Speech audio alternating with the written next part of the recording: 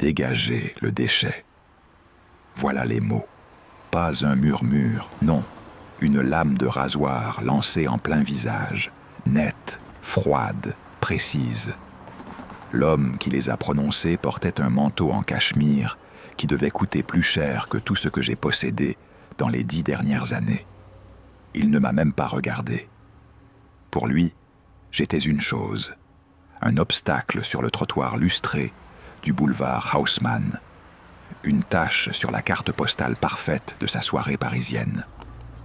Sa femme, à son bras, a resserré son écharpe de soie sur son nez, comme si mon odeur, l'odeur de la rue, du carton humide et de la solitude, pouvait l'infecter.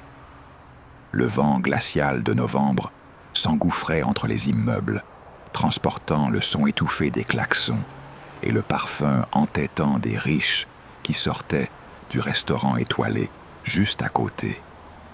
Mes mains, déjà bleues de froid, se sont mises à trembler, pas seulement à cause du gel, mais à cause de cette chaleur brûlante qui monte dans la poitrine quand on vous vole votre humanité. J'ai baissé la tête, j'ai senti le béton rugueux sous mes genoux, et dans le reflet d'une vitrine, j'ai vu ce qu'il voyait.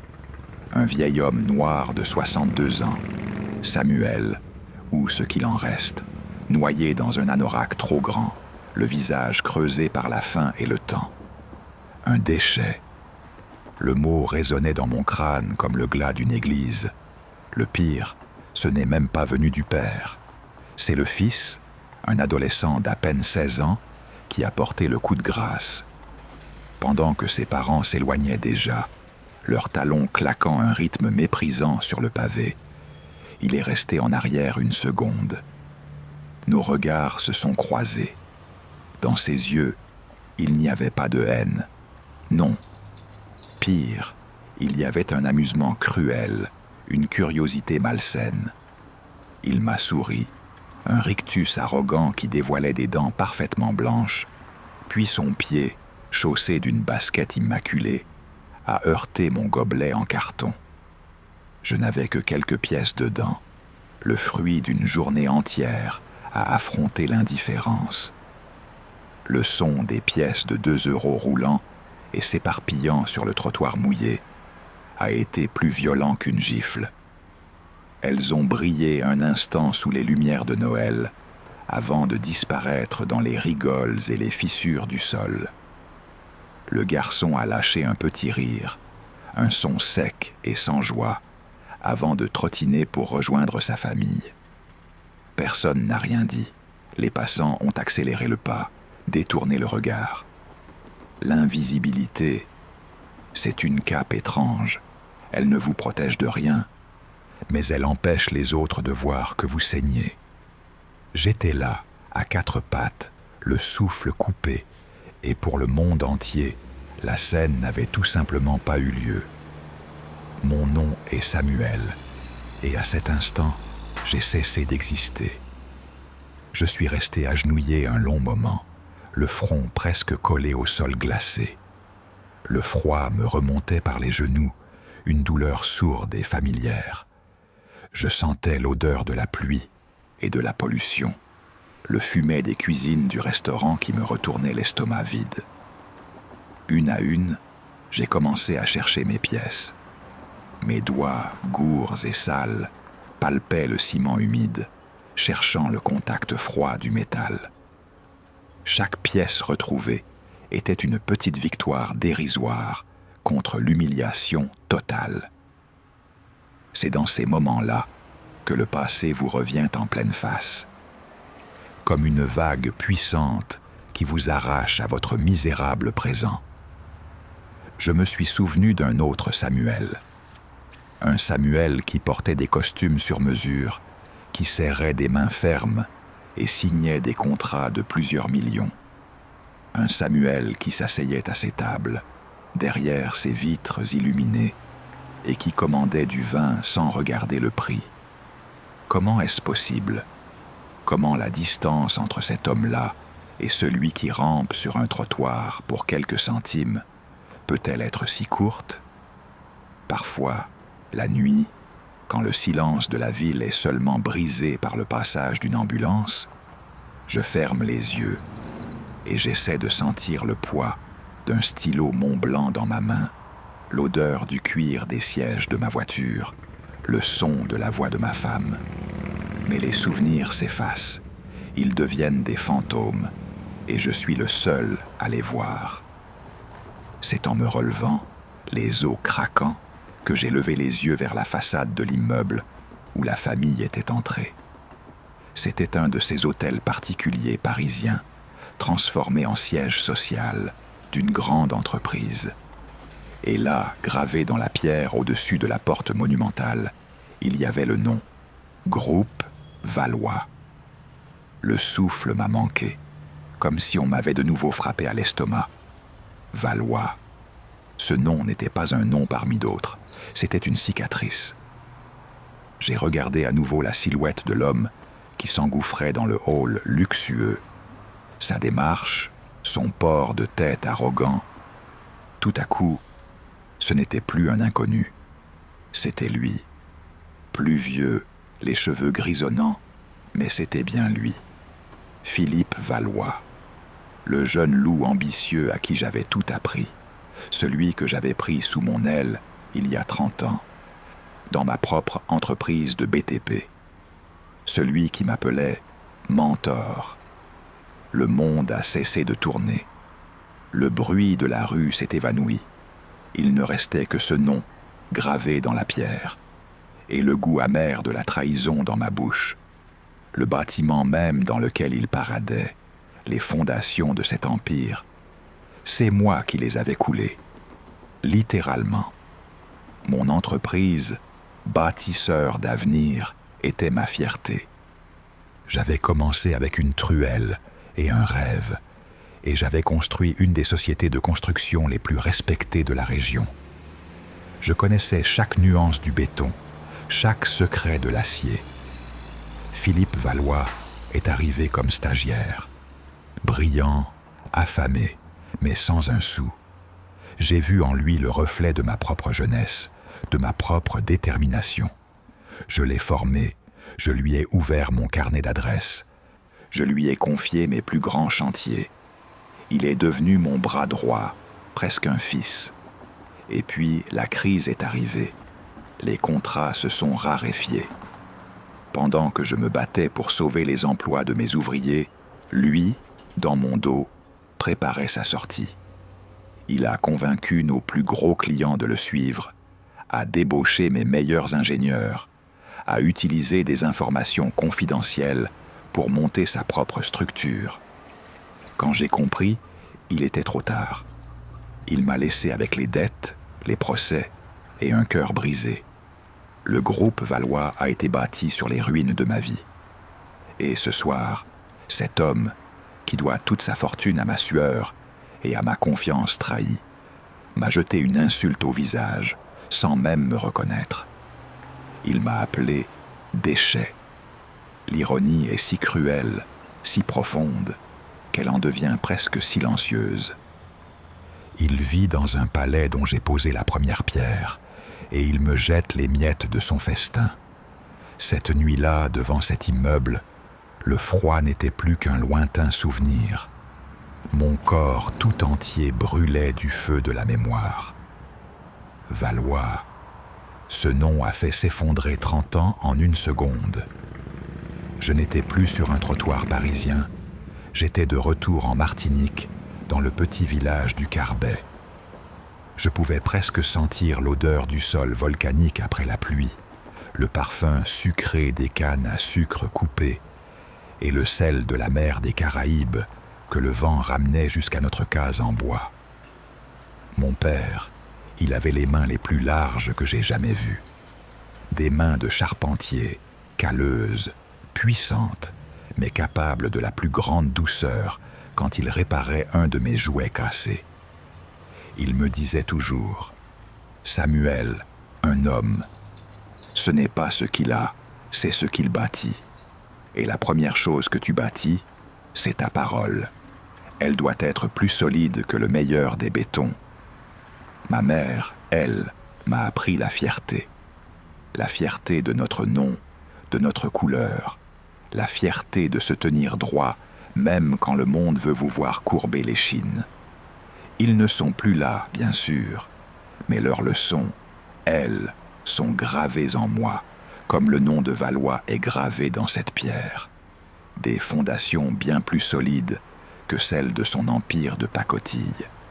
C'est ce rêve de bâtir qui m'a poussé à traverser l'océan. La métropole, comme on disait, Paris. Pour un jeune homme comme moi, ce mot sonnait comme une promesse. La promesse de construire plus grand, plus haut.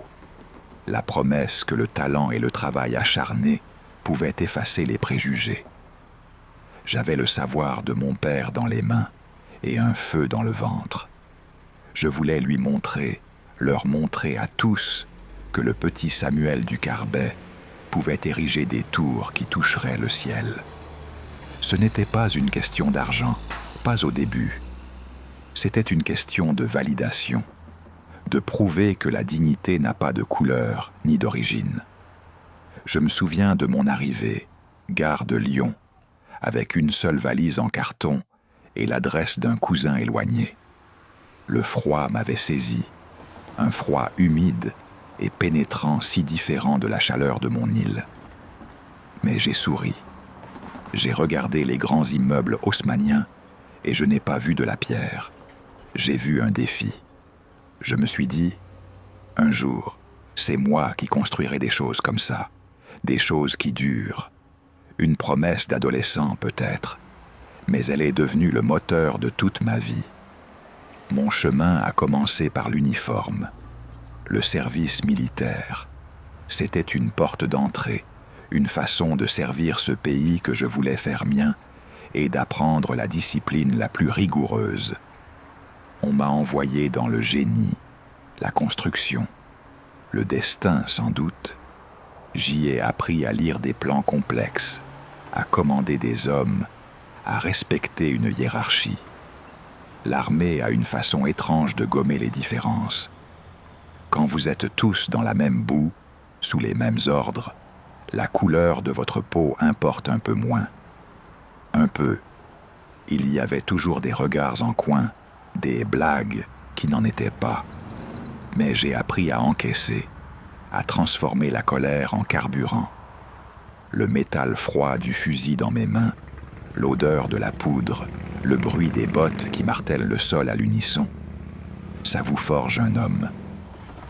Ça vous apprend que la survie dépend de la confiance que vous avez en celui qui est à côté de vous. C'est peut-être là que j'ai appris à faire confiance trop vite, trop entièrement.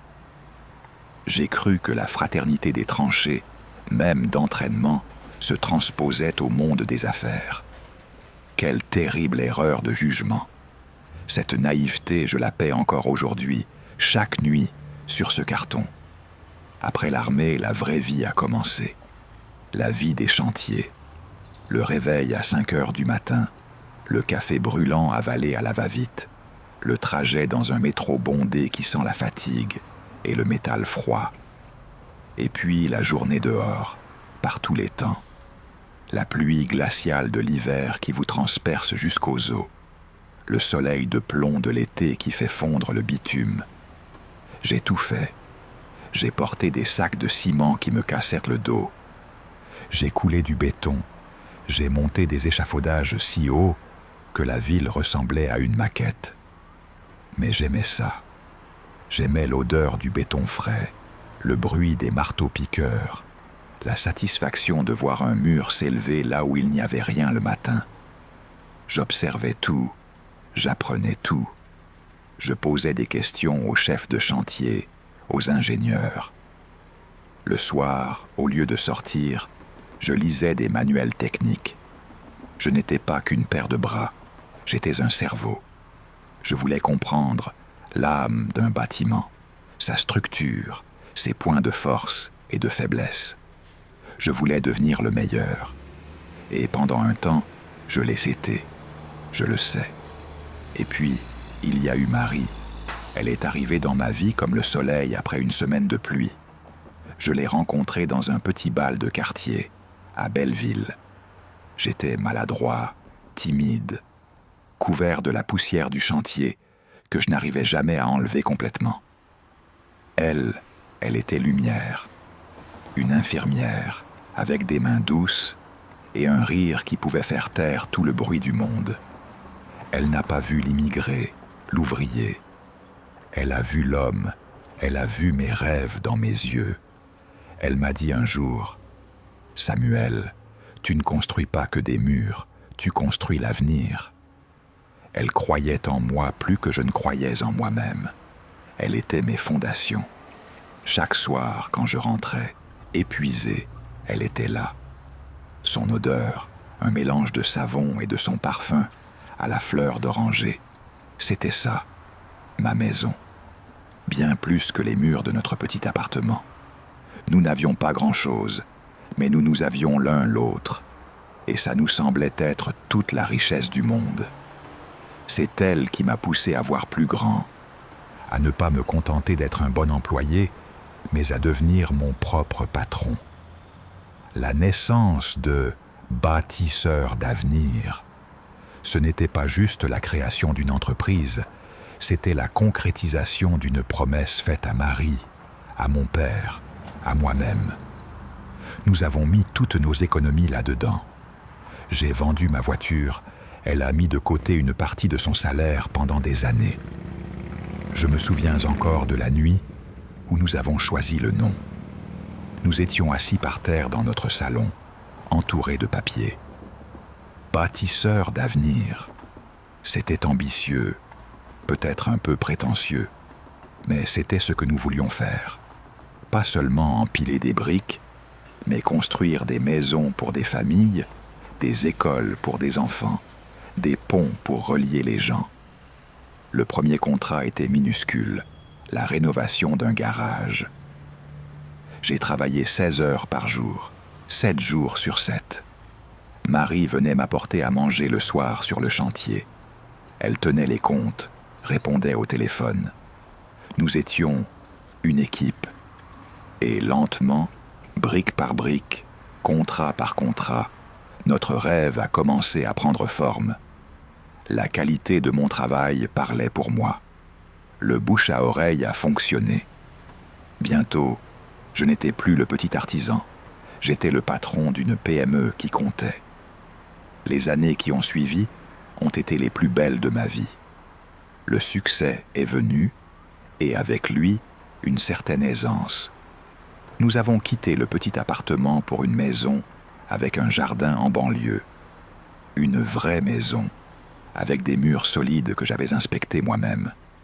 Et puis notre fille est née, Chloé. Mon Dieu, ce jour-là, tenir ce petit être dans mes bras, si fragile, si parfait. J'ai compris le vrai sens du mot « construire ». Tout ce que je faisais, à partir de ce moment, c'était pour elle, pour son avenir. Je me souviens des dimanches passés dans le jardin, à lui apprendre à faire du vélo. Elle tombait, elle pleurait, mais elle se relevait toujours, avec cette détermination dans ses yeux, la même que j'avais eue en arrivant à Paris. Je la voyais grandir, fière et intelligente. Marie et moi, nous étions comblés. J'avais un travail que j'aimais, une femme que j'adorais, et une fille qui était mon soleil. J'étais un homme respectable, un homme qui avait réussi. Quand je marchais dans la rue, les gens me saluaient. « Bonjour, monsieur Dubois. » J'avais un nom, j'avais une place. J'étais visible. Quelle ironie, n'est-ce pas? De toute cette vie, il ne me reste qu'une seule chose. Un petit rectangle de papier glacé, usé par les années, et le frottement dans ma poche. C'est une photo. Elle est pliée en 4, protégée par un petit sachet en plastique pour la garder au sec.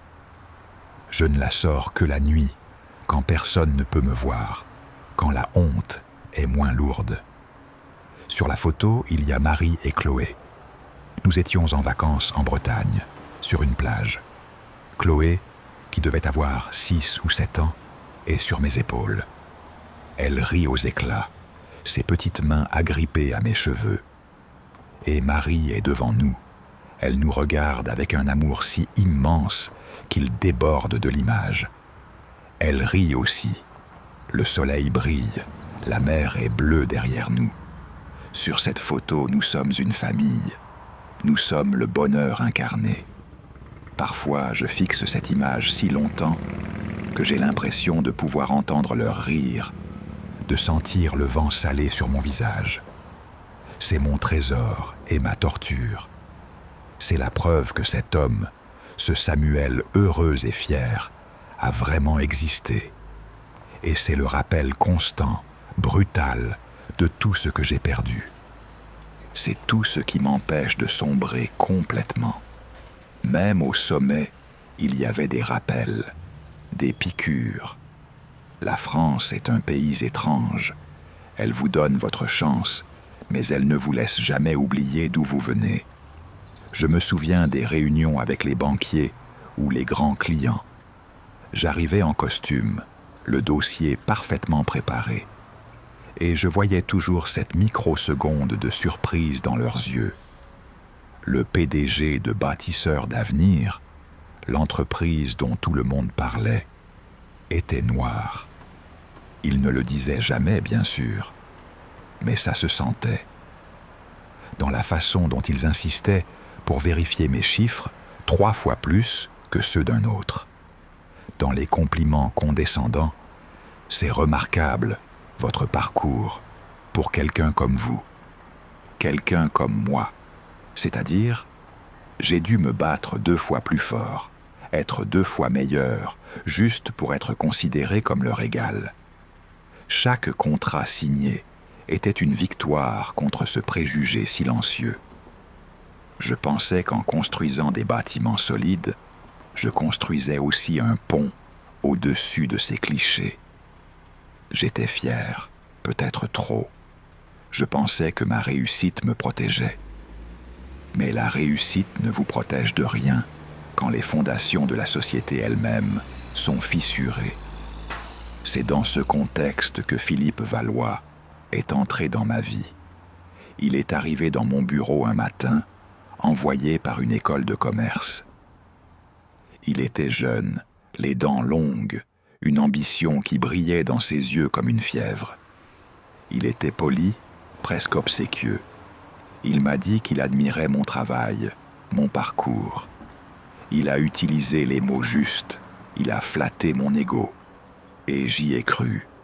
J'ai vu en lui le jeune homme affamé que j'avais été. J'ai cru déceler une étincelle de génie. Je l'ai pris sous mon aile. Je lui ai tout appris. Pas seulement la technique, mais la philosophie de notre métier. L'importance de la parole donnée, le respect des ouvriers, la fierté du travail bien fait. Je lui ai ouvert mon carnet d'adresses. Je l'ai présenté à mes clients les plus importants. Je lui ai confié des responsabilités, des chantiers de plus en plus gros. Il m'appelait mentor. Il venait dîner à la maison. Marie l'aimait bien. Chloé le voyait comme un grand frère. Il faisait partie de la famille. Je lui ai donné les clés de mon royaume, sans voir le loup qui se cachait derrière le sourire de l'agneau. Le premier tremblement de terre n'est pas venu des affaires. Il est venu de l'intérieur de ma propre maison. Marie est tombée malade. Un cancer. Le mot seul est une violence. Il s'est abattu sur nous sans prévenir. Notre vie a basculé dans un univers parallèle, fait de couloirs d'hôpitaux, d'odeurs d'antiseptiques et de conversations à voix basse avec les médecins. Tout le reste a perdu son importance. Les chantiers, les contrats, les bénéfices, tout cela semblait dérisoire face à la bataille que nous menions. Je passais mes journées au bureau, à essayer de maintenir l'entreprise à flot, et mes nuits à son chevet, à lui tenir la main, à lui lire des livres, à lui mentir en lui disant que tout irait bien. Je la voyais s'affaiblir de jour en jour, la lumière dans ses yeux s'éteindre doucement. J'étais Samuel le bâtisseur, l'homme qui pouvait faire sortir de terre des géants de béton et d'acier, mais j'étais impuissant. Je ne pouvais rien construire qui puisse la sauver. Et quand elle est partie, une partie de moi est partie avec elle. Les fondations de ma propre vie venaient de se briser en 1000 morceaux. Le deuil est un poison lent. Il s'infiltre dans chaque aspect de votre vie et le ronge de l'intérieur. Je n'étais plus que l'ombre de moi-même. Au bureau, j'étais là, sans être là. Mon esprit était ailleurs, perdu dans les souvenirs. J'ai commencé à faire des erreurs, à oublier des rendez-vous, à mal évaluer des coups. La flamme n'y était plus. Chloé, ma fille, souffrait aussi. Et nous n'arrivions plus à nous parler. Le silence dans la maison était assourdissant, rempli de l'absence de Marie. Chaque objet, chaque pièce me rappelait ce que j'avais perdu. J'ai commencé à boire un peu trop le soir, juste pour anesthésier la douleur, pour trouver quelques heures de sommeil sans cauchemar. Je déléguais de plus en plus à Philippe. C'était une évidence. Il était là, efficace, toujours prêt à prendre le relais. Il me disait « Reposez-vous, Samuel, je m'occupe de tout. » Et je l'ai cru. J'étais tellement aveuglé par mon chagrin que je n'ai pas vu le piège qui se refermait sur moi. Je lui ai confié mon héritage, mon bébé, bâtisseur d'avenir, pendant que je sombrais. C'est là qu'il a frappé. Pendant que je pleurais ma femme, il préparait ma chute. Ce n'était pas une seule trahison, mais une série de coups de couteau dans le dos, méthodiques et précis. Il a utilisé la confiance que j'avais placée en lui pour approcher mes plus gros clients en secret. Il leur a montré des bilans financiers que j'ignorais, leur a promis des tarifs plus bas, leur a garanti qu'il pouvait faire le même travail pour moins cher en montant sa propre structure. Il a débauché mes meilleurs ingénieurs, ceux que j'avais formés moi-même, en leur promettant des salaires que je ne pouvais plus suivre. Il a utilisé des informations confidentielles sur mes fournisseurs, sur mes stratégies, pour me saboter. Le jour où j'ai compris, c'était une assemblée générale. Un de mes clients historiques, un ami, a pris la parole pour annoncer qu'il rompait notre contrat pour signer avec une nouvelle entreprise prometteuse, le groupe Valois. J'ai regardé Philippe, assis à côté de moi. Il n'a même pas scié. Il m'a juste regardé avec un petit sourire froid. À cet instant, j'ai compris que j'étais un homme mort. La chute a été brutale, vertigineuse. La perte de ce gros contrat a provoqué un effet domino. Les banques, qui me soutenaient depuis des années, sont devenues nerveuses. Elles ont rappelé leurs prêts. Les fournisseurs ont exigé d'être payés immédiatement. En quelques mois, Bâtisseur d'avenir était en faillite. L'œuvre de ma vie, réduite à un tas de dettes et de paperasses. Et avec l'entreprise, tout le reste a suivi. La maison, notre maison, celle où Chloé avait grandi, a été saisie. Je me souviens du jour des huissiers, la honte, le regard de mes voisins, devoir emballer les souvenirs de Marie dans des cartons. Chloé était dévastée. Elle m'en voulait. Pour elle, j'avais tout gâché. Nous avons eu une dispute terrible, la pire de toutes. Des mots ont été dits, des mots qui blessent, plus que des coups. Elle est partie vivre chez une amie. Elle m'a dit qu'elle ne voulait plus me voir. J'ai perdu ma femme, mon entreprise, ma maison et maintenant ma fille. En moins d'1 an, j'avais tout perdu. Il ne me restait plus rien, à part la photo dans ma poche et une douleur si profonde qu'elle me coupait le souffle. Le dernier rempart avant la rue a été le canapé d'un vieil ami, un ancien collègue de chantier. Il m'a accueilli sans poser de questions. Mais chaque jour passé chez lui était une humiliation de plus. J'entendais ses conversations avec sa femme, les soupirs, l'agacement. J'étais un fardeau. J'ai cherché du travail. Mais qui voulait d'un homme de presque 60 ans, ancien patron en faillite?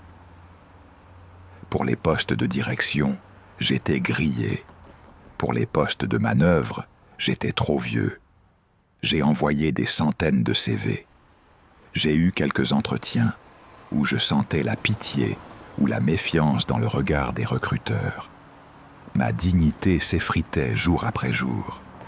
Je n'étais plus Samuel Dubois, le bâtisseur. J'étais un échec. Un jour, mon ami est venu me parler, avec cet air gêné de ceux qui vont vous annoncer une mauvaise nouvelle. Son fils revenait vivre à la maison. Il avait besoin de la chambre. Je le savais, c'était une excuse. Le matin où je suis parti, je lui ai serré la main. Je l'ai remercié. Quand la porte s'est refermée derrière moi, avec mon sac à dos pour seule possession, j'ai su. C'était fini. Il n'y avait plus d'autre porte où frapper. Ma première nuit dehors. Je n'oublierai jamais le choc. Le moment où vous comprenez que vous n'avez absolument nulle part où aller. La ville que j'avais contribué à construire est devenue un labyrinthe hostile. Chaque porte cochère, chaque porche d'immeuble semblait me crier « Pas ici ». J'ai marché pendant des heures, jusqu'à ce que mes jambes ne me portent plus. J'ai fini sous un pont, près de la Seine.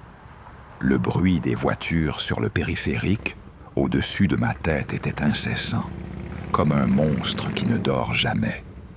J'ai trouvé un grand morceau de carton derrière une poubelle. C'est devenu mon lit. Le froid du béton remontait à travers. Une humidité glaciale qui semblait vouloir me voler le peu de chaleur qui me restait. J'ai regardé les autres ombres autour de moi, les autres fantômes de la ville. Et pour la première fois, j'ai vu la peur dans leurs yeux. La même peur que celle qui me tordait les entrailles. J'ai serré ma photo contre ma poitrine et j'ai pleuré. En silence, j'ai pleuré l'homme que j'avais été, la vie que j'avais bâtie et qui reposait maintenant en ruine, tout comme moi, sur un morceau de carton, invisible aux yeux du monde. Après cette rencontre avec Valois, je suis resté là, planté sur le trottoir, longtemps après que les lumières de son immeuble se sont éteintes pour moi. Le froid, qui m'avait semblé secondaire face au feu de la colère, revenait en force, vicieux, s'insinuant sous mon anorak et dans mes os. Chaque rafale de vent était comme une nouvelle insulte. J'ai commencé à marcher, sans but précis, juste pour que le mouvement génère un semblant de chaleur. Mes pas résonnaient dans les rues désertes du quartier. Les vitrines des boutiques de luxe me renvoyaient une image que je ne reconnaissais plus. Un spectre voûté, traînant un sac plastique rempli de ses maigres possessions. Ce n'était pas seulement le reflet d'un homme à la rue, c'était le reflet d'un échec total, l'incarnation vivante du mot « déchet ». Chaque pas était lourd, non pas de fatigue, mais du poids de 30 ans de souvenirs qui venaient de s'écraser sur mes épaules. Je marchais pour fuir son visage, son nom, mais ils étaient gravés derrière mes paupières.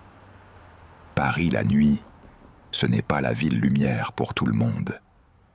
Pour certains, c'est juste un labyrinthe de ténèbres et de courants d'air, où chaque recoin peut être un danger ou un refuge précaire.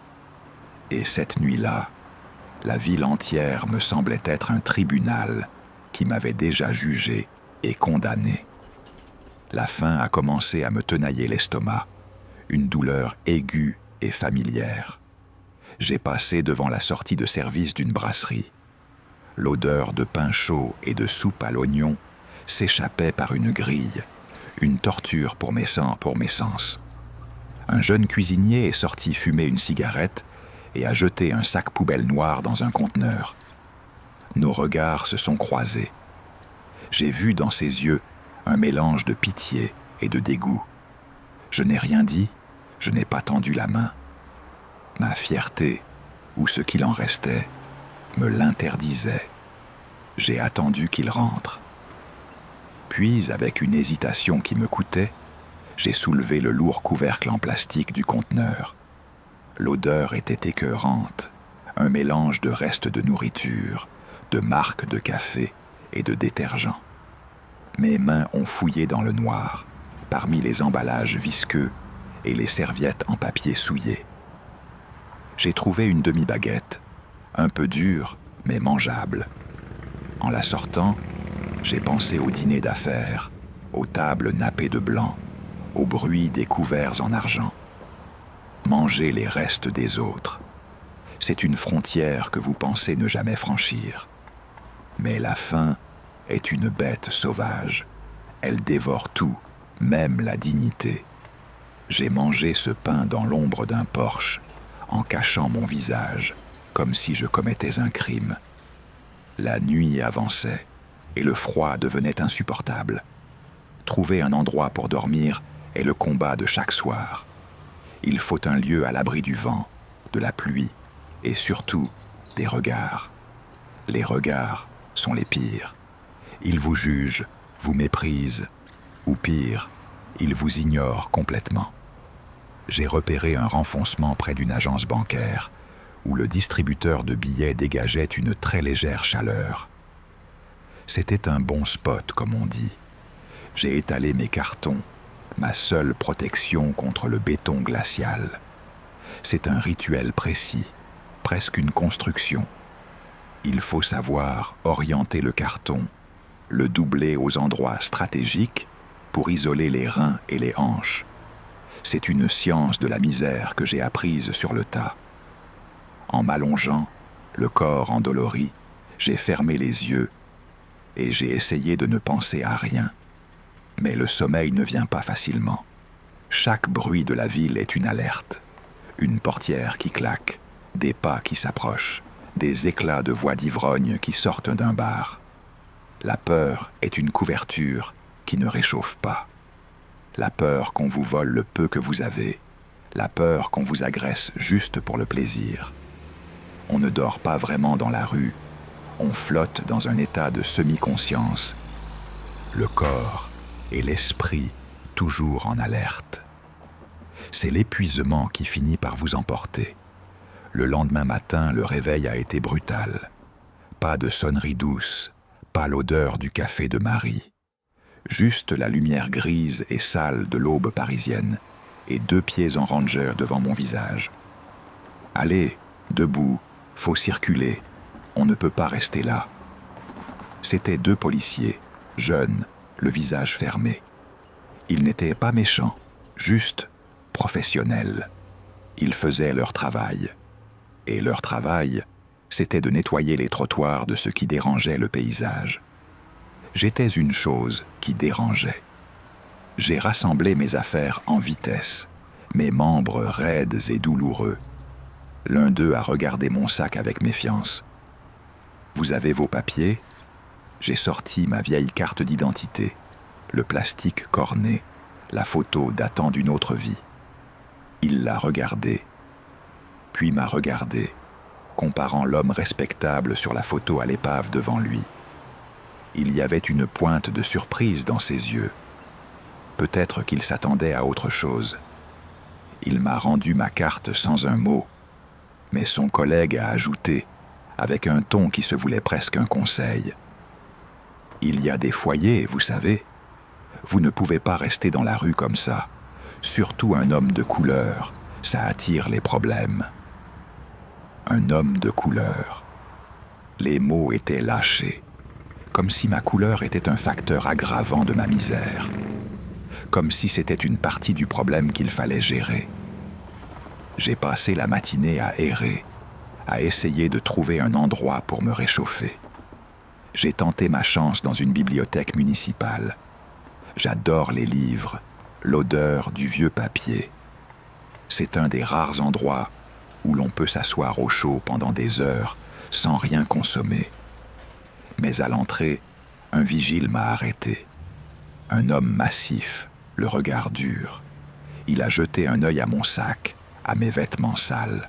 « C'est pourquoi ?» a-t-il demandé. Sa voix était une barrière. Pour lire, j'ai répondu simplement. Il a eu un petit rictus. Pas aujourd'hui, mon vieux. On a eu des problèmes, des vols. La direction a donné des consignes. Il n'a pas eu besoin d'en dire plus. Les consignes, c'était moi, mon apparence. J'étais un suspect par défaut. J'ai insisté un peu, poliment. Monsieur, j'ai construit des bibliothèques. Je veux juste lire un livre sur l'architecture. Il a presque ri. Ouais, et moi je suis le président de la République. Allez, dégagez avant que j'appelle les flics. Je suis parti sans un mot de plus. La porte vitrée s'est refermée derrière moi, me laissant face à mon propre reflet. Un voleur potentiel, un menteur, un paria. L'humiliation était comme une couche de crasse supplémentaire sur ma peau. L'après-midi, la pluie s'est mise à tomber.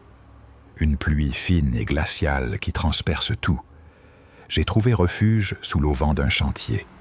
Ironie du sort.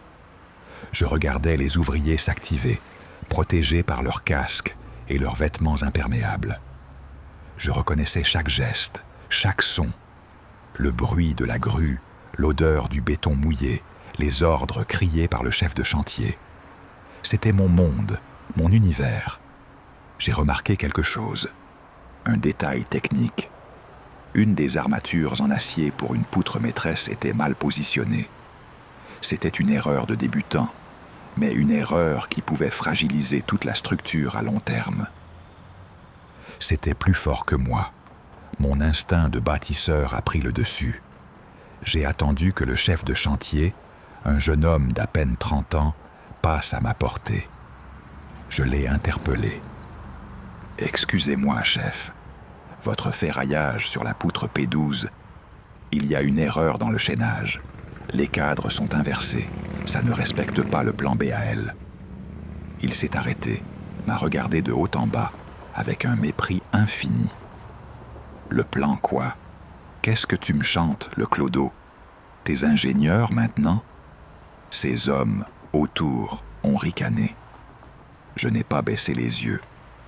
J'ai essayé de rester calme, de faire appel à la raison, au professionnel en lui. Je ne suis plus ingénieur, non, mais je l'ai été.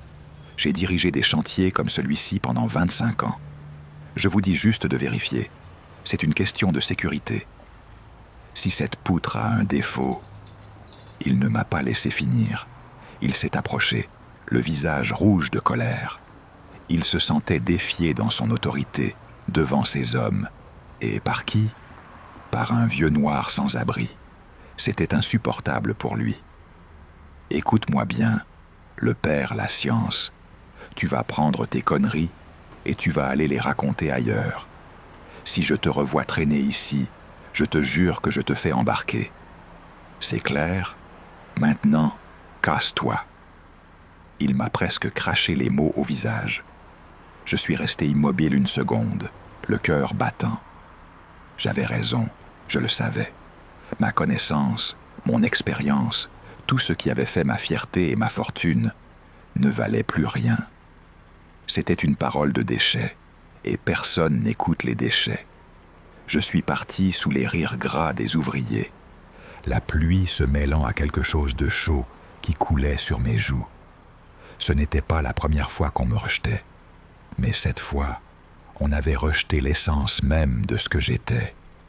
Plus tard dans la soirée, la faim est revenue, plus forte encore. Je me suis posté près de la sortie d'une boulangerie, espérant les invendus.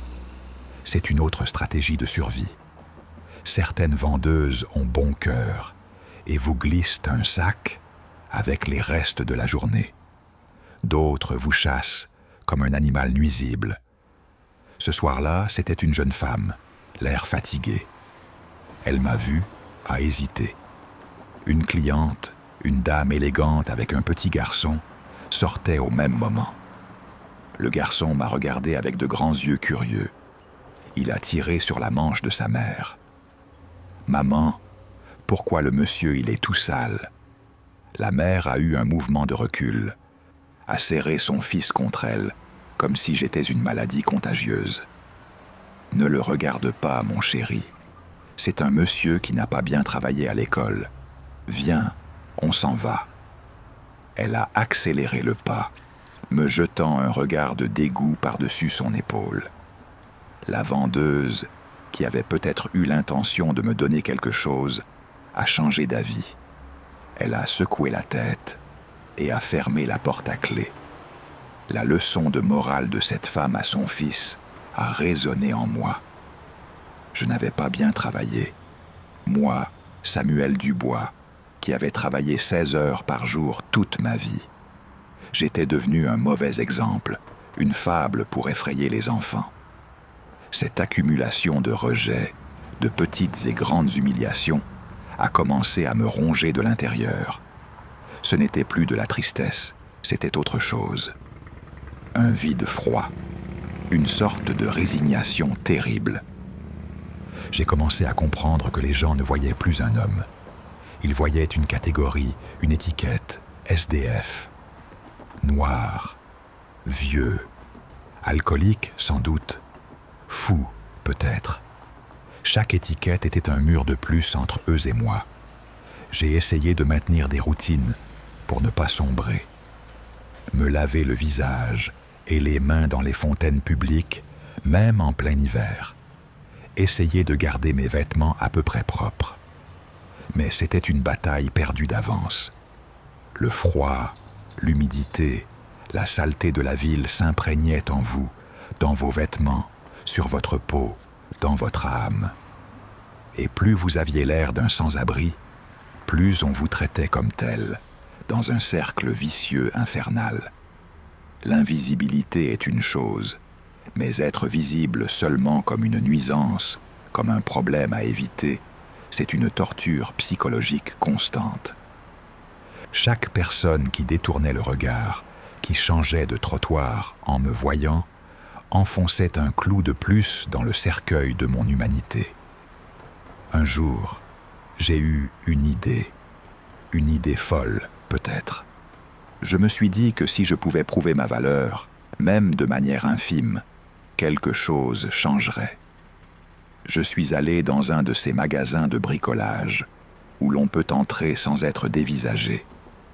Avec les quelques pièces que j'avais mendiées, j'ai acheté un petit rouleau de ruban adhésif très résistant et une lame de cutter.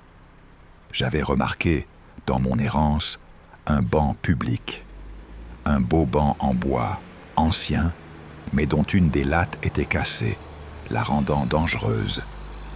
Une écharde pouvait facilement blesser un enfant. Je me suis assis à côté de ce banc et, méthodiquement, avec la précision de l'artisan que j'avais été, j'ai commencé à le réparer.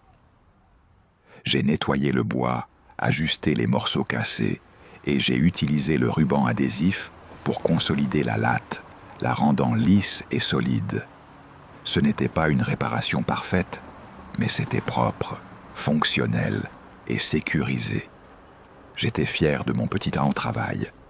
J'avais rendu un service à la communauté. J'avais réparé quelque chose. J'avais cessé, pour un instant, d'être un déchet pour redevenir un bâtisseur. J'étais en train d'admirer mon ouvrage quand une femme d'un certain âge, promenant son petit chien, s'est arrêtée. Elle a regardé ce que je faisais, puis elle m'a regardé. Je m'attendais peut-être à un sourire, un mot de remerciement. Au lieu de ça, son visage s'est durci. « Qu'est-ce que vous fabriquez ? Vous êtes en train de dégrader le mobilier urbain. » J'ai essayé de lui expliquer, calmement. « Non, madame, au contraire. Cette latte était cassée, c'était dangereux. Je l'ai juste consolidée. » Elle n'a rien voulu entendre. « Je vous ai vu avec votre cutter. J'appelle la police tout de suite. On ne peut plus être tranquille. Vous êtes tous les mêmes. Vous cassez tout. » Elle a sorti son téléphone, le brandissant comme une arme. Le mot « dégradé » m'a frappé en plein cœur. Moi, qui avais passé ma vie à construire, j'étais accusé de détruire. Mon acte de réparation était interprété comme un acte de vandalisme. C'était l'inversion totale de ma réalité. J'ai ramassé mes affaires et je suis parti en vitesse avant que la police n'arrive. Mon geste de bonne volonté venait de se retourner contre moi de la manière la plus cruelle qui soit. Cette expérience m'a brisé quelque chose. La petite flamme d'espoir qui me poussait encore à essayer, à interagir, s'est éteinte. J'ai commencé à me replier sur moi-même. Je parlais de moins en moins. À quoi bon? Ma voix n'était pas entendue, ou alors elle était mal interprétée. Je suis devenu l'ombre que les gens voyaient. Silencieux, immobile, essayant de prendre le moins de place possible. Je passais mes journées assis sur mon carton, le dos contre un mur, à regarder les pieds des gens passer. C'est fascinant, les pieds. On peut deviner la vie des gens à leurs chaussures. Les escarpins pressés de la femme d'affaires, les baskets usées de l'étudiant, les bottes de sécurité de l'ouvrier. Des milliers de vies, de destins, de soucis qui passaient devant moi sans jamais me voir. J'étais un rocher au milieu d'une rivière. L'eau s'écoulait autour de moi, indifférente. Parfois, une pièce tombait dans mon gobelet, avec un petit bruit sec. Je ne relevais même plus la tête pour remercier. Le lien était rompu. J'étais un pur réceptacle de la charité ou du mépris des autres. Mais je n'étais plus un acteur de ma propre vie. La solitude est devenue ma seule compagne. Une solitude totale, absolue. Même entouré par la foule incessante de Paris, j'étais plus seul que si j'avais été au milieu du désert. J'avais des conversations entières dans ma tête, avec Marie, avec Chloé, avec mon père. Je leur racontais ma journée, mes peines, mes humiliations. C'était ma façon de ne pas devenir complètement fou. Je me souvenais des grands repas de famille, du bruit, des rires, des disputes, la chaleur humaine. C'est ça qui me manquait le plus que la nourriture, plus qu'un lit chaud. Le simple contact d'une main amicale sur mon épaule, un regard qui me reconnaîtrait comme un être humain, un égal. Mais ce contact ne venait jamais. Quand les gens s'approchaient, c'était pour me donner une pièce en évitant soigneusement de me toucher, comme si ma pauvreté était une lèpre. Je me suis souvenu d'un chantier que j'avais supervisé, la construction d'une maison de retraite. J'avais insisté sur l'importance des espaces de commun pour que les vieux ne soient pas isolés. Et me voilà, moi, dans la pire des prisons, la solitude en pleine rue. Le racisme de la rue est différent de celui des bureaux. Il est plus brut, plus direct. Dans les affaires, c'était des sous-entendus, des portes qui se fermaient poliment. Ici, c'est un crachat sur le trottoir, juste à côté de vous, une insulte lancée depuis une voiture qui démarre en trombe.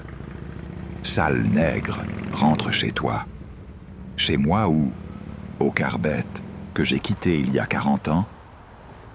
En France, ce pays que j'ai servi sous les drapeaux, pour lequel j'ai bâti des ponts et des écoles, et qui aujourd'hui me rejette comme un corps étranger. J'ai encaissé, comme j'avais toujours encaissé. Mais la fatigue s'accumulait. La colère que j'avais appris à transformer en carburant se changeait en un poison lent qui me rongeait de l'intérieur. Je voyais parfois d'autres sans-abri noirs, souvent plus jeunes, des migrants fraîchement arrivés. Je voyais dans leurs yeux la même lueur de défi que j'avais eue. Et je voyais aussi comment la rue, la société, s'acharnait à l'éteindre, jour après jour. On nous niait notre histoire, puis notre histoire, notre individualité. On était tous mis dans le même sac. Le problème noir, le problème de l'immigration, le problème de la pauvreté. 3 problèmes en un seul homme. L'hiver s'est installé pour de bon. Le genre d'hiver parisien, humide et pénétrant, qui vous glace jusqu'à la moelle. La survie devient une obsession de chaque instant. Trouver de la nourriture, trouver un abri, mais surtout rester au sec. Être mouillé par une nuit de gel, c'est une condamnation à mort. J'ai appris à connaître les grilles de métro qui soufflent de l'air tiède, les recoins d'immeubles protégés des courants d'air. J'ai appris à lire le ciel, à anticiper la pluie. Mon corps, autrefois robuste, a commencé à me trahir. Une toux rauque s'est installée dans ma poitrine, une toux qui ne partait plus. Mes articulations me faisaient souffrir à chaque mouvement. Je me sentais vieillir de 10 ans en quelques mois. La rue vous use, elle vous lime, elle vous réduit en poussière. Je voyais la mort sur le visage des autres, les plus anciens, les plus abîmés. Et je savais que si rien ne changeait, ce serait bientôt mon tour. La mort dans la rue est anonyme. Un petit article dans le journal, un sans-abri de 62 ans retrouvé mort de froid. Pas de nom, pas d'histoire, juste une statistique. Et puis il y a eu ce soir-là, le fond, le moment où j'ai compris que la société ne me voyait plus comme un homme, même pas comme un déchet, mais comme quelque chose de moins encore. J'étais assis dans une rue piétonne très fréquentée. Les lumières de Noël brillaient, les gens faisaient leurs achats, riaient. Une famille est passée devant moi, le père, la mère et une petite fille d'environ 5 ans. La petite fille a vu la pièce de 2 € qui brillait au fond de mon gobelet. Avec l'innocence d'un enfant, elle a sorti une petite pièce de sa poche, 1 centime peut-être, et a voulu la mettre dans mon gobelet. Mais son père l'a arrêtée net. Il a attrapé son bras avec une violence contenue. « Non, ma chérie, ne touche pas à ça, c'est sale. » Puis il s'est tourné vers moi, et sans me regarder directement, il a dit à sa fille, assez fort pour que je l'entende, « Il ne faut pas donner d'argent à ces gens-là, ça les encourage à ne pas travailler. Et puis, on ne sait jamais ce qu'ils peuvent transmettre. » Il a dit ça comme si j'étais un objet inanimé, un poteau, une poubelle. Il ne s'adressait pas à moi, il parlait de moi, à travers moi, comme si je n'existais pas. Ce n'était pas l'insulte, ce n'était pas le mépris, c'était la déshumanisation totale. J'étais devenu un concept, un risque sanitaire, une leçon de morale ambulante pour sa fille. La petite m'a regardé, les larmes aux yeux, ne comprenant pas la réaction de son père. Et dans son regard à elle, j'ai vu la dernière lueur d'humanité que quelqu'un m'ait adressée. Mais ce regard a été aussitôt effacé par la main de son père, qui l'a tiré plus loin. Je suis resté là, le souffle coupé. Le froid, la faim, la fatigue, tout a disparu. Il ne restait que ce constat, glacial et implacable. Pour ce monde, pour ces gens, je n'étais plus un être humain qui avait eu une vie, des amours, des rêves et des échecs. J'étais une chose sale et potentiellement contagieuse. L'insulte de Valois, déchet, était presque un compliment en comparaison. Un déchet, c'est quelque chose qui a été utilisé, qui a eu une fonction. Moi, j'étais descendu encore plus bas. J'étais devenu une pure abstraction négative. À cet instant précis, sous les guirlandes scintillantes de Noël, j'ai compris que Samuel Dubois était mort. Il ne restait que cette enveloppe vide sur un trottoir. Cette nuit-là, quelque chose a changé en moi. La résignation a fait place à une sorte de calme étrange, presque effrayant. La douleur était si profonde, si totale, qu'elle avait dépassé le seuil de ce que je pouvais ressentir. C'était comme si un fusible avait sauté dans mon cerveau. Je n'avais plus peur, je n'avais plus honte. Quand on vous a tout pris, y compris votre statut d'être humain, il ne reste plus rien à perdre. J'ai repensé à Valois, à son fils, à son manteau en cachemire. J'ai repensé au chantier, à l'ingénieur qui s'était moqué de moi. J'ai repensé à l'homme et à sa petite fille. Et pour la première fois, j'ai senti la colère se transformer, non pas en haine, mais en une clarté glaciale, une sorte de certitude absolue. La résignation qui m'avait servi de linceul s'est déchirée, et en dessous, il y avait quelque chose de dur, d'intact. C'était le bâtisseur, pas l'homme d'affaires, pas le mari en deuil, pas le père brisé.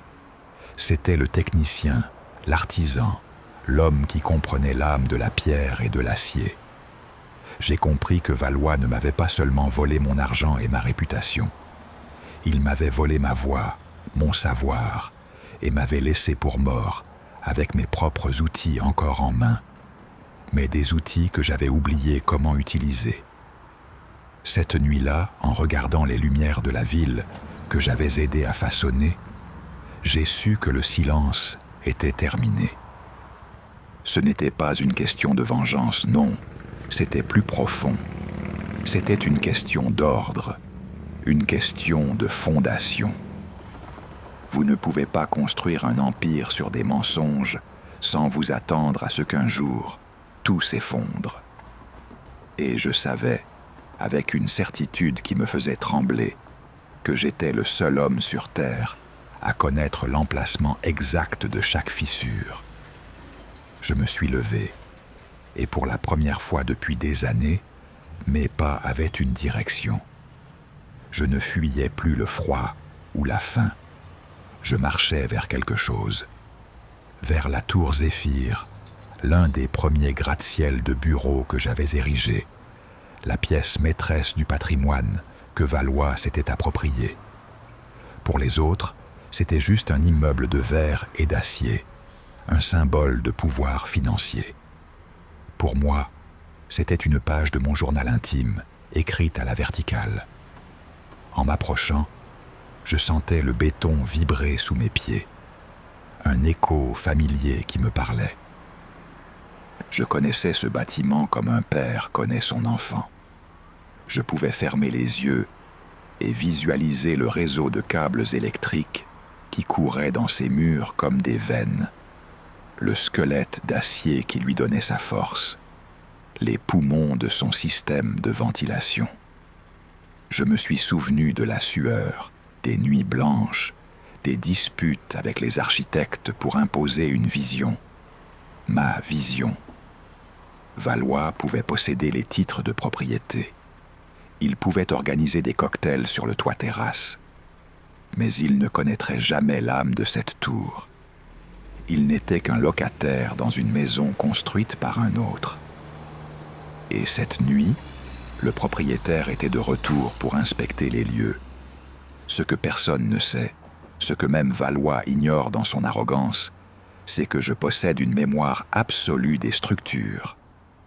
Une mémoire eidétique, photographique, uniquement pour les plans, les calculs de charge, les compositions de matériaux. Je n'ai jamais eu besoin de conserver toutes les archives. Tout est là, gravé dans mon esprit. Je peux mentalement zoomer sur n'importe quel étage de n'importe quel bâtiment que j'ai conçu et voir le plan exact des armatures d'une poutre, le diamètre d'une conduite, la résistance spécifique du béton qui a été coulé ce jour-là. C'est un don, je suppose, mais c'est aussi devenu ma malédiction. Dans la rue, cette connaissance est un fardeau inutile. C'est comme posséder la clé d'un coffre-fort qui a été jeté au fond de l'océan. Ça ne sert à rien, sauf à vous rappeler constamment ce que vous avez perdu. C'est un palais mental dont je suis le seul prisonnier, un labyrinthe de chiffres et de lignes qui me rappelle chaque jour l'architecte que j'étais et le débris que je suis devenu. Mais cette nuit, face à la tour Zéphyr, j'ai compris que ce n'était pas une prison, c'était un arsenal. Cette faculté, je l'ai cultivée depuis l'enfance en Martinique. Mon père, le charpentier, il ne savait pas lire les plans complexes, mais il lisait le bois. Il m'a appris à voir la structure cachée des choses, la logique interne d'un assemblage. Quand je suis arrivé à Paris, je n'ai pas seulement appris la technique, j'ai dévoré la théorie. Je passais mes nuits à redessiner les plans des autres, à chercher les failles, à optimiser les structures. C'est devenu une obsession. Je ne voulais pas seulement construire, je voulais comprendre. Je voulais que mes bâtiments soient au plus que des boîtes habitables. Je voulais qu'ils aient une signature, une intégrité qui leur soit propre. Chaque calcul de résistance, chaque choix de matériaux était un mot dans une longue phrase qui racontait une histoire de solidité, de durabilité. Je parlais le langage du béton armé, de l'acier précontraint. Un langage que Valois n'a jamais pris la peine d'apprendre. Il n'a appris que le langage de l'argent, et c'est un dialecte bien trop pauvre pour parler à une montagne de verre et d'acier. Marie a été la première à comprendre que ce n'était pas juste un métier pour moi, c'était une vocation. Elle m'a offert ma première vraie table à dessin, une immense planche en bois clair qui a pris toute la place dans notre petit salon. Elle restait assise près de moi pendant des heures, en silence, à me regarder dessiner. Elle disait que mes mains ne traçaient pas des lignes, mais qu'elles dansaient sur le papier. C'est elle qui a baptisé ma mémoire étrange. Elle appelait ça ma cathédrale intérieure. Elle disait « Samuel, tu ne construis pas seulement dehors, tu construis d'abord tout à l'intérieur de toi, avec une telle précision que le monde extérieur n'est qu'une copie. » Chaque plan que je finalisais, je le lui montrais d'abord. Elle ne comprenait pas les détails techniques, mais elle comprenait l'intention. Elle voyait la beauté dans la symétrie d'une structure porteuse. Mon savoir n'est pas seulement un amas de données froides, il est imprégné de son amour, de son soutien. Chaque ligne de force dans mes plans est un souvenir de sa main posée sur mon épaule, de son murmure d'encouragement. C'est pour ça que ma connaissance est solide. Elle est fondée sur l'amour. Dans la rue, j'ai enterré cette cathédrale sous des couches de honte et de silence. Parler de calcul de résistance à la compression du béton quand on n'arrive même pas à résister au froid d'une nuit d'hiver. L'ironie est trop violente. C'est une forme d'autoprotection.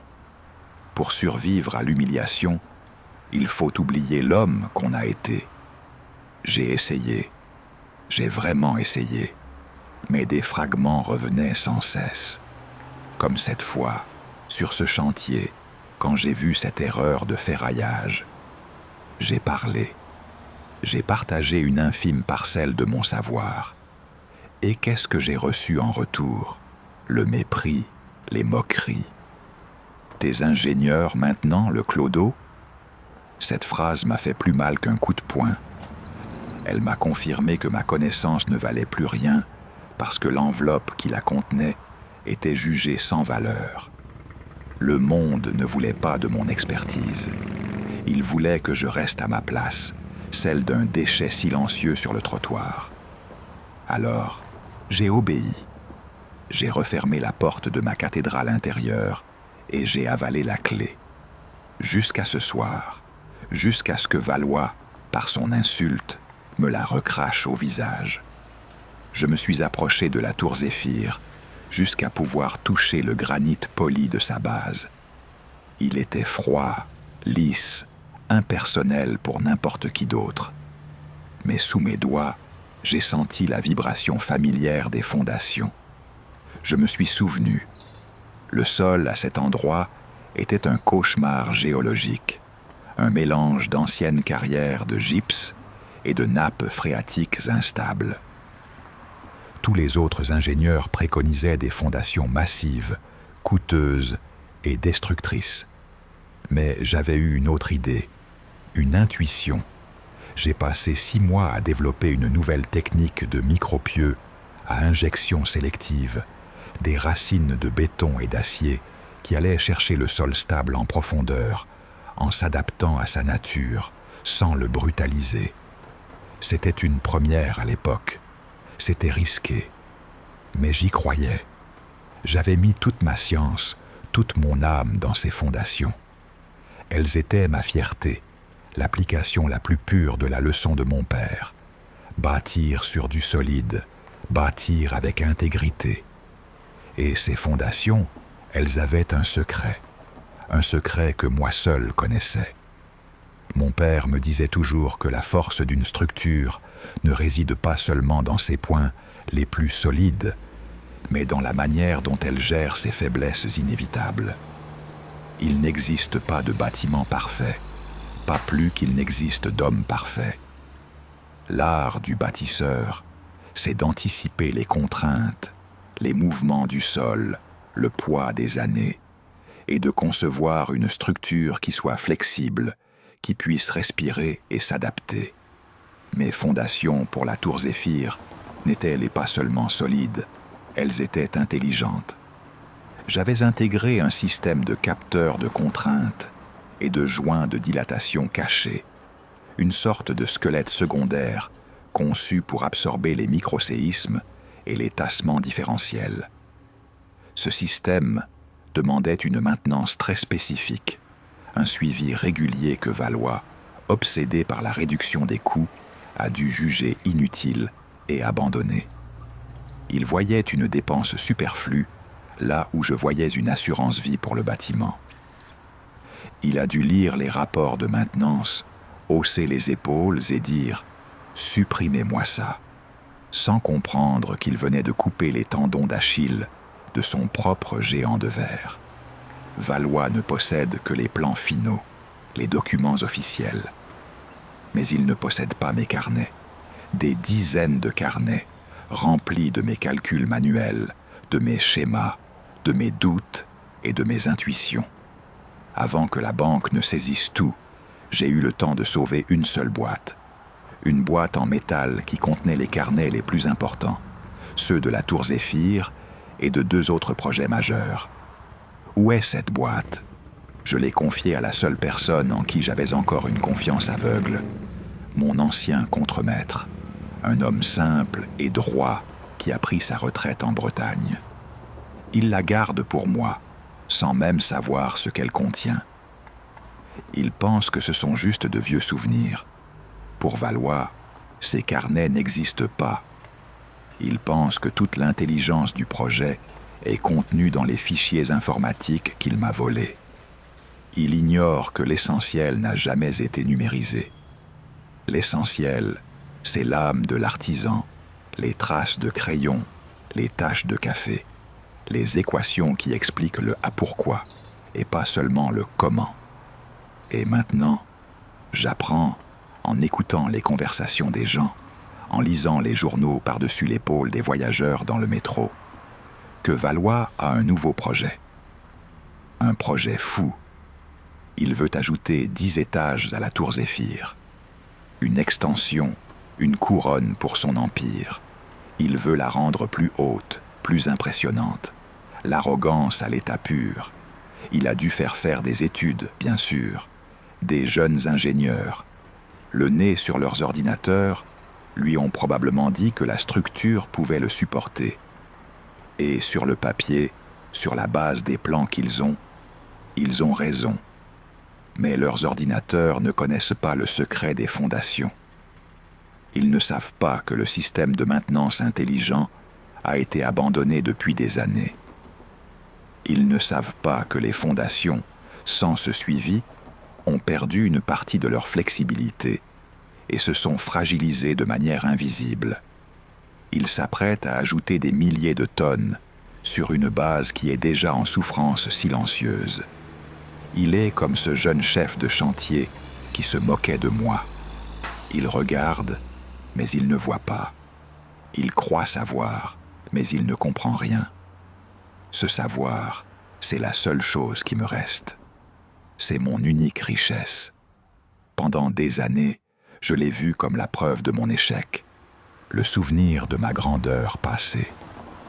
Mais maintenant, je le vois différemment. Ce n'est pas un souvenir, c'est une arme silencieuse et patiente. Ce n'est pas une arme pour la vengeance. Je suis trop fatigué pour la haine. C'est une arme pour la vérité. La vérité d'un bâtisseur. Le monde voit Philippe Valois comme un génie de la construction, un visionnaire. Et il me voit, moi, comme un déchet inutile. La vérité, c'est que le déchet sur le trottoir sait que le palais du roi est construit sur du sable. La vérité, c'est que le génie autoproclamé est un ignorant qui met en danger la vie de centaines de personnes par pure cupidité et par ignorance. Il parade dans un costume de bâtisseur, mais il n'est qu'un démolisseur en puissance. Et moi, le déchet, je suis le seul garant de la sécurité de cette tour. Quelle ironie tragique. Imaginez une seconde. Imaginez la scène. Une commission de sécurité, une réunion d'experts, d'architectes, d'ingénieurs en costumes coûteux, tous réunis autour d'une table pour valider le projet d'extension de Valois. Et puis la porte s'ouvre et j'entre. Moi, Samuel Dubois, dans mon anorak trop grand, avec l'odeur de la rue et de la fatigue. Que verrait-il? Un fou? Un mendiant qui s'est trompé d'endroit? Ils appelleraient la sécurité, bien sûr. Mais si j'avais juste 5 minutes, si je pouvais juste dérouler un de mes vieux plans, sortis de la boîte en métal, et leur montrer les calculs originaux, si je pouvais leur parler de la fatigue du béton, de la corrosion invisible des armatures, des capteurs qui ne répondent plus, qui croirait-il? L'homme au manteau de cachemire qui vend un rêve de grandeur, ou le spectre surgit du passé qui leur parle d'une vérité enfouie sous terre. L'idée seule me fait presque sourire. La connaissance, la vraie connaissance, n'a que faire des apparences. Elle est un fait brut comme la pierre. La leçon de mon père résonne en moi avec une force nouvelle. La première chose que tu bâtis, c'est ta parole. J'ai bâti ma vie sur cette parole. J'ai donné ma parole à mes clients, à mes employés, à Marie. Et ma parole a été trahie. Valois, lui, a bâti sa vie sur le mensonge, sur une parole volée. Et son empire est à l'image de son âme, une façade brillante qui cache des fondations pourries. Il pense que les fondations sont juste une question technique, une chose qu'on enterre et qu'on oublie. Il n'a pas compris que les fondations morales d'un projet sont aussi importantes que ses fondations physiques. On ne peut pas bâtir quelque chose de durable sur la trahison. Tôt ou tard, les fissures apparaissent. Et les fissures de son empire, elles ne sont pas seulement dans le béton sous la tour Zéphyr. Elles sont dans chaque mensonge qu'il a prononcé, dans chaque vie qu'il a brisée pour arriver au sommet. La mienne n'est qu'une parmi d'autres. La peur qui me paralysait depuis des années a commencé à se dissiper, remplacée par une sorte de paix étrange. Après tout, que peuvent-ils me faire de plus? M'humilier? C'est déjà fait. Me prendre mon argent? Je n'en ai plus. Me mettre à la rue? J'y suis déjà. Ils n'ont plus de prise sur moi. Je suis libre. Libre de la peur de perdre, parce que j'ai déjà tout perdu. Sauf une chose, cette cathédrale dans ma tête, ce savoir que Marie admirait tant. C'est mon dernier bastion, ma forteresse imprenable. Et depuis cette forteresse, je peux voir la vérité avec une clarté absolue. Je ne suis pas un déchet, je suis une sentinelle, le gardien silencieux d'une vérité que tout le monde a oubliée. Et le devoir d'une sentinelle, ce n'est pas de se cacher, c'est de donner l'alerte quand le danger approche. Le temps du silence est révolu. Je ne resterai pas les bras croisés à regarder cet homme profaner mon œuvre et mettre des vies en danger. Pas pour la gloire, pas pour l'argent, mais pour l'honneur du métier, pour la mémoire de mon père et de ses mains calleuses, pour la mémoire de Marie et de sa foi en moi.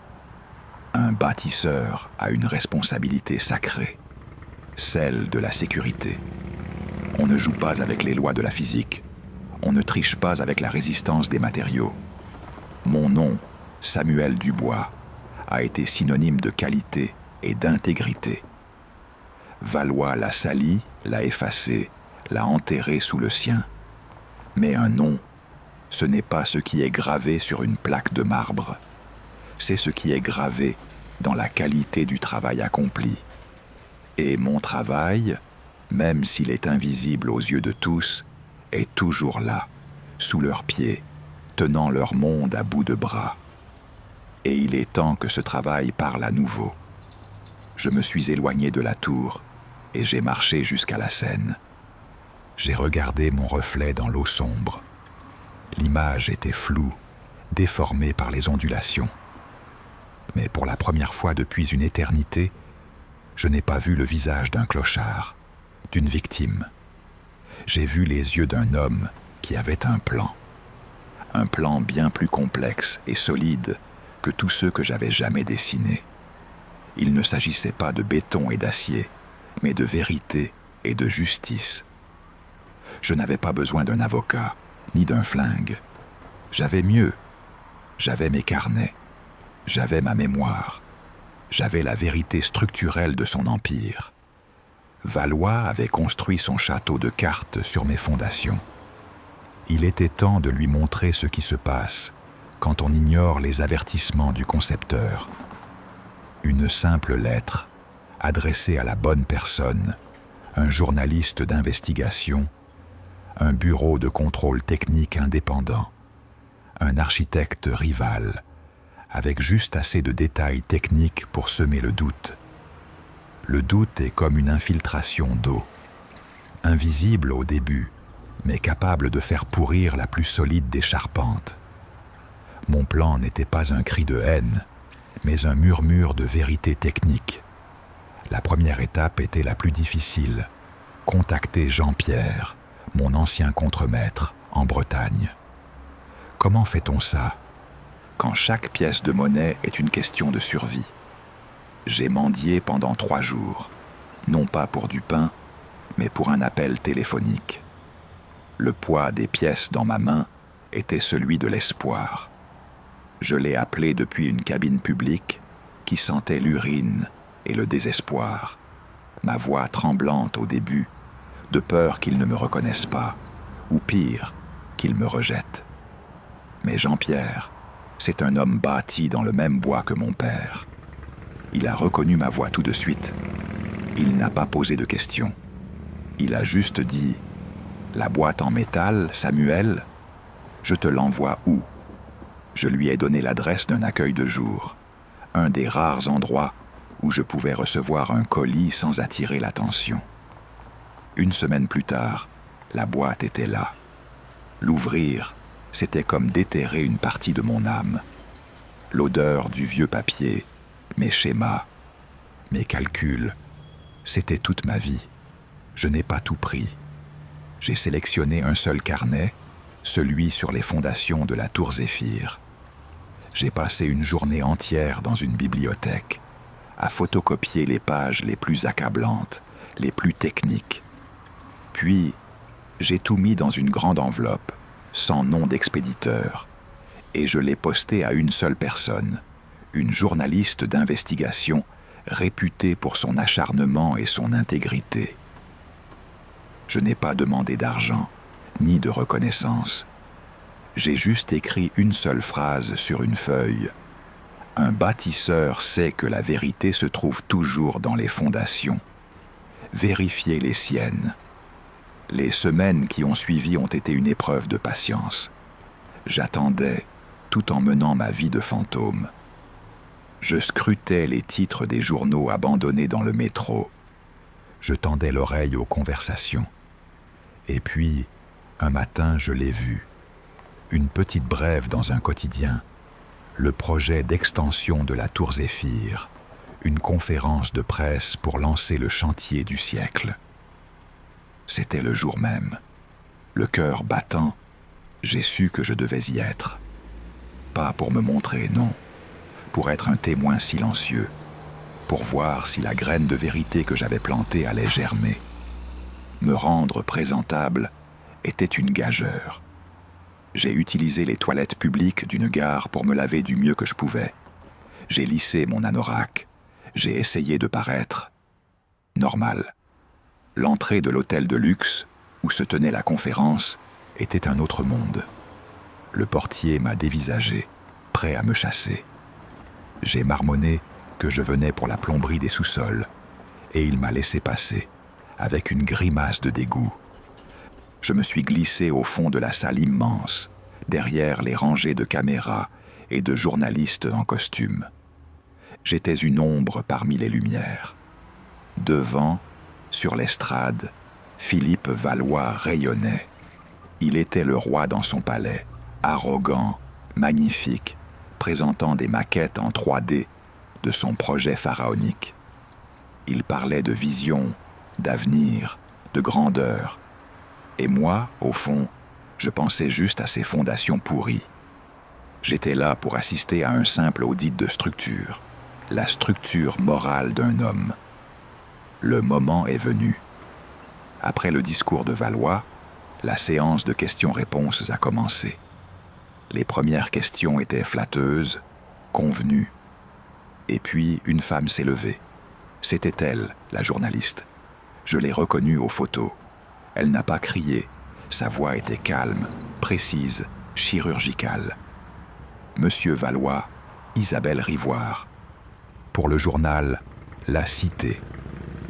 J'ai une question d'ordre technique. Des documents anonymes que nous avons pu authentifier suggèrent que le système de maintenance active des micropieux à injection sélective des fondations de la tour a été désactivé il y a plus de 20 ans pour des raisons budgétaires. Pouvez-vous nous confirmer que les nouvelles études de charge pour votre projet d'extension ont bien pris en compte la fragilisation potentielle et les tassements différentiels qui en résultent? Un silence de mort est tombé sur la salle. Le jargon technique était une bombe. J'ai vu le visage de Valois se décomposer. Il a d'abord souri, avec mépris. « Je ne sais pas d'où vous sortez ces sornettes, madame. La sécurité de nos bâtiments est irréprochable. » Mais la journaliste n'a pas lâché.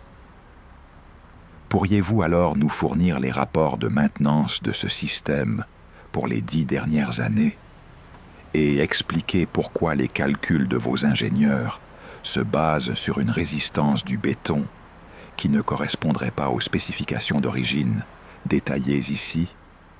Elle a brandi une de mes photocopies. Valois est devenu blême. Il a bafouillé. Il a cherché du regard ses conseillers, qui semblaient aussi perdus que lui. Il était nu. Son costume de bâtisseur venait de se déchirer, révélant l'imposteur. Il ne comprenait même pas la question. Je n'ai pas attendu la fin. Mon travail était fait. La meute de journalistes sentait le sang et allait s'occuper du reste. J'ai commencé à me glisser vers la sortie de service par laquelle j'étais entré, le cœur étrangement calme. La vengeance n'a pas le goût que l'on croit. Ce n'est pas une explosion de joie, c'est un silence apaisant, le sentiment que l'ordre des choses a été rétabli. Alors que je passais près des dernières rangées, une jeune femme s'est écartée pour me laisser passer. Nos regards se sont croisés. Elle était noire, élégante, et dans ses mains, elle tenait une tablette avec des plans d'architecte. Son regard n'était pas vide. Il n'était pas empli de pitié ou de dégoût. Il était intense, interrogateur. Elle a baissé les yeux vers le vieux carnet qui dépassait de la poche de mon anorak, puis les a relevés vers mon visage. Elle a vu les taches de ciment incrustées dans les rides de mes mains. Elle a vu le feu qui ne s'était jamais vraiment éteint dans mes yeux. Elle n'a rien dit. Elle a juste eu un très lent, un très léger hochement de tête, un signe de reconnaissance, de respect. Et dans ce simple geste, dans ce regard d'une inconnue qui parlait mon langage, j'ai retrouvé toute ma dignité.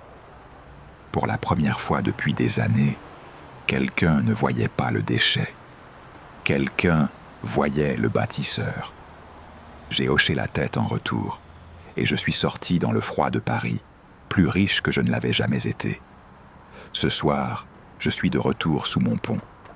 Le feu crépite dans le baril, projetant des ombres dansantes sur le béton. J'ai sorti la photo de Marie et Chloé. Je la regarde et je souris. Je n'ai pas récupéré ma maison, ni mon entreprise. Philippe Valois sera probablement ruiné, mais ce n'est plus mon problème. Son empire s'est effondré sur lui-même, miné par sa propre arrogance. La justice, voyez-vous, n'est pas toujours une explosion. Parfois, c'est juste une fissure dans les fondations que tout le monde ignore, jusqu'à ce que le poids du mensonge devienne trop lourd à porter. Je n'ai pas gagné une guerre, j'ai juste remis une pierre à sa place. La pierre la plus importante, la vérité.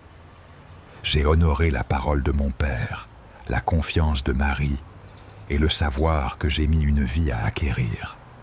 Je suis toujours Samuel, l'homme qui dort sur des cartons.